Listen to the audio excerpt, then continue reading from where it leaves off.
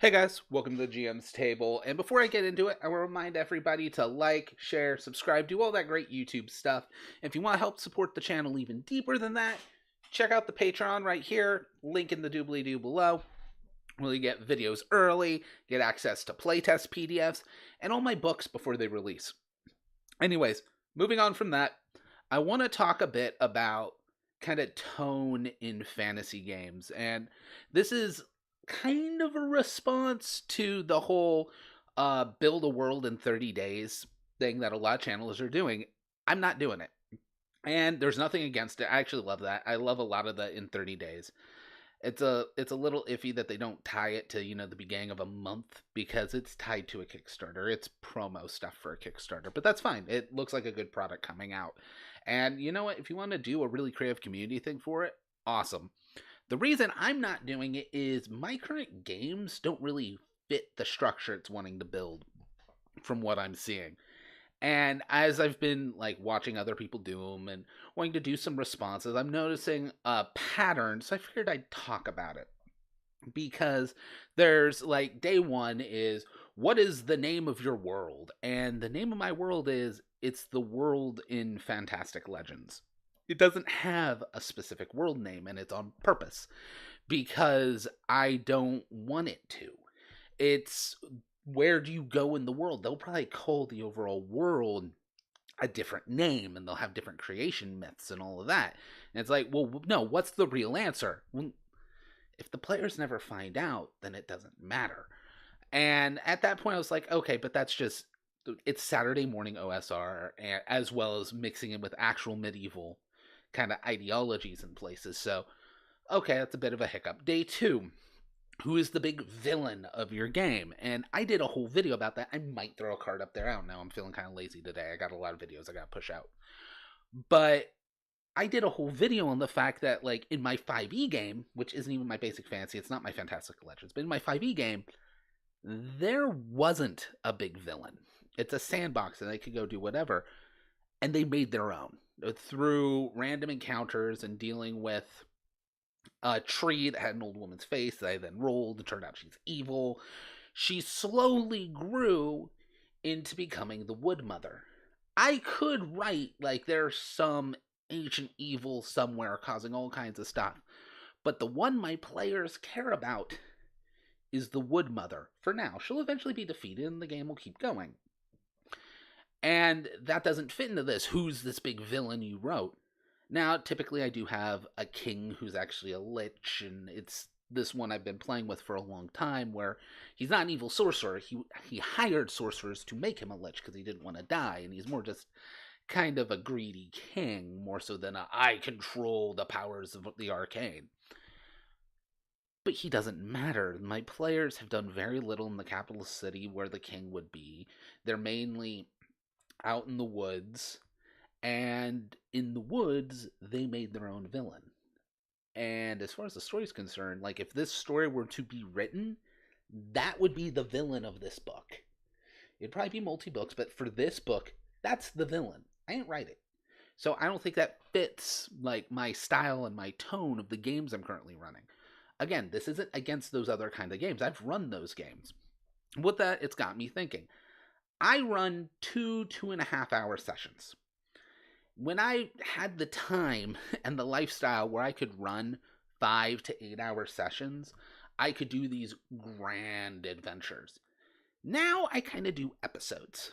And as it made me think, and I was watching some film stuff because I'm a film geek, I went to film school, and I was seeing some. Currently, I just happened to be watching a comparison of The Lord of the Rings to The Hobbit and all that, and even from a narrative standpoint. And it made me realize currently my games are all The Hobbit. Lots of people want to run The Lord of the Rings, and there's nothing wrong with The Lord of the Rings. The Lord of the Rings is great. But in all honesty, as far as personal style, when it comes to books, I think The Hobbit's a better book than the trilogy. I enjoy it more. And it made me look at things and want to look at how I structured things and why I enjoy those things. And The Hobbit, in its breakdown, you could say my campaign, for more than anything, for basic fantasy, my campaign is The Hobbit. They will eventually have a goal. The Friday Night one has a goal. or Friday afternoon one has a goal. Friday night one, it's coming. They've only had one session. They will have a goal. However, the goal isn't going to be the only thing that ever happens. I think the afternoon game is actually a better version of this. While that's the book, and there is this goal eventually in The Hobbit, going getting the dragons dealt with, and there's more book. There's some more stuff that happens. Each chapter of The Hobbit is an episode. And they're very contained. Things like, oh, this chapter, this episode, there's goblins. This chapter, this episode, there's trolls. And in those, there's kind of this little self-contained bubble that, while it matters to the life and death of the heroes and things like, yes, getting the ring from Gollum in the cave does help in the dragon, they don't completely shift the goal. There's not these fundamental paradigm shifts. They're more these little self-contained adventures that keep things moving and make sure there's something fun every time you read one chapter. Because The Hobbit was written as a bedtime book. You read a chapter to your kid each night. So each chapter has to be fun and has to be entertaining, not so much a chapter for build-up. Well, when I have a 2-hour session, each session I want to try and have some good role play. I want to try and fit an action beat in to get that for people. And I want it to feel not completely, it's not a bottle episode from TV tropes and stuff like that. I think I'm going to do a video on books that aren't gaming books to help UGM. But they are very self-contained. And it lets me be fast and loose. The Hobbit doesn't go super deep into its lore of why the world exists, the big bads, all those villains. At the beginning, you have one like, hey, we meet the dwarves and we get to have some fun, and it's an RP session. And in that, we set up the big bad of there's a dragon, and we're going to quest. And this Tolkien idea of the quest is the adventure is actually, while you're questing, you fall into adventures. And then we got the goblins, the trolls, the giants, all of that stuff is these little adventures that are my 2-hour sessions. Compare that to The Lord of the Rings, where it's basically like, boom, here's the background, this is what we know, and we're going to have this whole big long thing. And if I only had 2 hours for a session, there'd be a whole session where they're just sitting at the table with the elves discussing what to do and trying to get the elves to help them. That will take 2 hours if you run it like Lord of the Rings style, like, oh, and it's all grand and we put in all the detail and all that. There weren't actually, it is important, it is necessary. However, if you're looking at a 4 to 8 hour session, that could take 2 hours and you can still have your adventure and your fights.